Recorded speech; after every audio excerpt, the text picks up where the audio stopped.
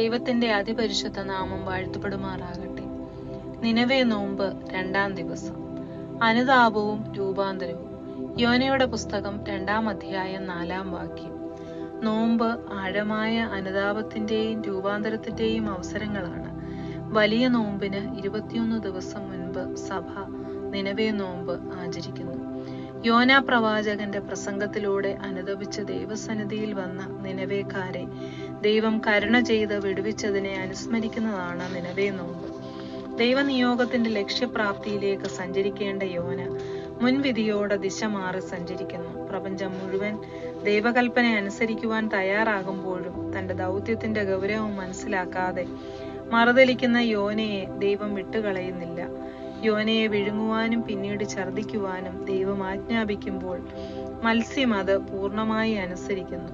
മത്സ്യത്തിന്റെ വയറ്റിലെ 3 രാവും 3 പകലും യോനയ്ക്ക് ധ്യാനത്തിന്റെയും തിരിച്ചറിവിന്റെയും നിമിഷങ്ങളായിരുന്നു. അത് തന്റെ ദൗത്യ മേഖലയിലേക്കുള്ള മടക്കത്തിന് ഒരു ഒരുക്കമായി തീർന്നു. യോനയുടെ ധ്യാനം പഠിപ്പിക്കുന്നത് 1. ദൈവത്തിങ്കിൽ നിന്ന് താൻ അകന്നുപോയി എന്ന ബോധമാണ് അനുതാപം.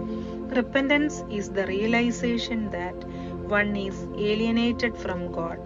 നിസ്സഹായതയുടെ അടഞ്ഞ വാതിലുകളും തന്റെ മീതെ കടന്നു പോകുന്ന ഓളങ്ങളും തിരമാലകളും തന്നെ ചുറ്റിയിരിക്കുന്ന പ്രവാഹങ്ങളും രക്ഷപ്പെടലിന്റെ സാധ്യതകളെ കെടുത്തുന്നുവെങ്കിലും യോന തന്നിലുള്ള ദൈവബോധം നഷ്ടപ്പെടുത്തുന്നില്ല. ദൈവത്തിന്റെ ദൃഷ്ടിയിൽ നിന്ന് തനിക്ക് നീക്കം വന്നിരിക്കുന്നു എന്ന് യോന ചിന്തിക്കുന്നു. തനിക്ക് ദൈവത്തെ കാണുവാൻ കഴിയുന്നില്ല എന്നതിലുപരി ദൈവത്തിന് കാണുവാൻ പറ്റും വിധം ഒരു ജീവിതം തനിക്കില്ലാതെ പോയല്ലോ എന്ന അവബോധം അനുതാപത്തിലേക്കും മടങ്ങിവരവിലേക്കും നയിക്കുന്നു.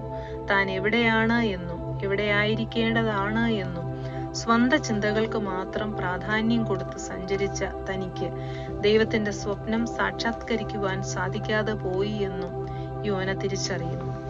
ഉള്ളം ക്ഷീണിച്ച യോന താൻ ദൈവത്തോട് അകന്നുപോയി എന്ന് അനുതാപപൂർവം സമ്മതിക്കുന്നു. ദൈവത്തിൽ നിന്ന് ഒളിച്ചോടിയ യോന രൂപാന്തരപ്പെട്ട് ദൈവത്തോട് ചേർന്ന് ദൗത്യം പൂർത്തീകരിക്കുവാൻ തയ്യാറാകുന്നു. 2. വിശുദ്ധിയിലേക്കുള്ള മടക്കയാത്രയാണ് അനുതാപം. Repentance is the return journey towards holiness. യോന തന്റെ പ്രാർത്ഥനയിലൂടെ അനുതാപത്തിലേക്കും അതിലൂടെ വിശുദ്ധിയിലേക്കുമുള്ള മടക്കത്തിനൊരുങ്ങുന്നു. ബോധങ്ങളെയും ബോധ്യങ്ങളെയും ശുദ്ധീകരിക്കുന്നതാണ് പ്രാർത്ഥന. ഓരോ ജീവിതാനുഭവങ്ങളെയും വ്യത്യസ്തമായി മനസ്സിലാക്കുവാനും പ്രാർത്ഥനയിലൂടെ സാധിക്കുന്നു. സ്വയം കാണുവാനും സമൂഹത്തെ കാണുവാനും അതിലൂടെ ദൈവത്തെ കാണുവാനും കഴിയുന്ന നിരീക്ഷണത്തെ സൃഷ്ടിക്കലാണ് പ്രാർത്ഥന.